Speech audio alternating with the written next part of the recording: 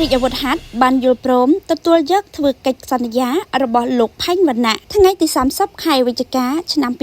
2025បើយោងតាមលោកឧត្តមស្នេហ៍ត្រីអេងហ៊ីអ្នកនាំពាក្យកងរាជអាវុធហត្ថលើផ្ទៃប្រទេសបានឲ្យដឹងថាកងរាជអាវុធហត្ថបានយល់ព្រមទទួលយកការធ្វើកិច្ចសន្យារបស់លោកផែងវណ្ណៈចំពោះមុខឯកឧត្តមនាយឧត្តមស្នេហ៍អគ្គមេបញ្ជាការរងនៃកងយុទ្ធពលខេមរភូមិន្ទមេបញ្ជាការកងរាជអាវុធហត្ថលើផ្ទៃប្រទេសជាមួយគ្នានេះកងរាជអាវុធហត្ថបន្តគាំទ្រការចូលរួមកិច្ចសហការដើម្បីបម្រើប្រជាជនការពារឯករាជ្យបូរណភាពទឹកដីសន្តិសុខសណ្ដាប់ធ្នាប់បង្ក្រាបរាល់បទល្មើសពង្រឹងការអនុវត្តច្បាប់កសាងព្រះរាជាណាចក្រកម្ពុជាជាប្រទេសនីតិរដ្ឋនិងរួមចំណែកដល់ការអភិវឌ្ឍប្រទេសសម្ដៅលើកម្ពស់ជីវភាពរស់នៅរបស់ប្រជាជនទាំងស្មារតីនិងសម្ភារៈយោងតាមកិច្ចសន្យានាថ្ងៃដដែលលោកផែងវណ្ណៈបានទទួលយកភាពចន្លោះប្រហោងការប្រើប្រាស់ពាក្យសម្ដីដែលប៉ះពាល់នឹងតម្លៃសីលធម៌លើស្ថាប័នតាមរយៈការផ្សព្វផ្សាយបណ្ដាញព័ត៌មានសង្គមខណៈនៃ Facebook កាលពីថ្ងៃទី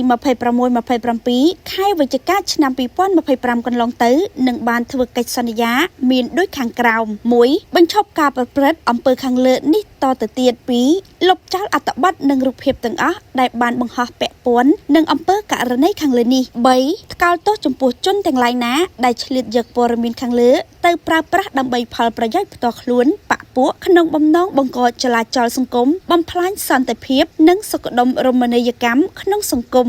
4. រួមសហការជាមួយអាជ្ញាធរនិងសមត្ថកិច្ចក្នុងការផ្តល់ព័ត៌មានពិតដើម្បីរួមចំណែកកែលម្អចំណុចអវិជ្ជមានក្នុងសង្គម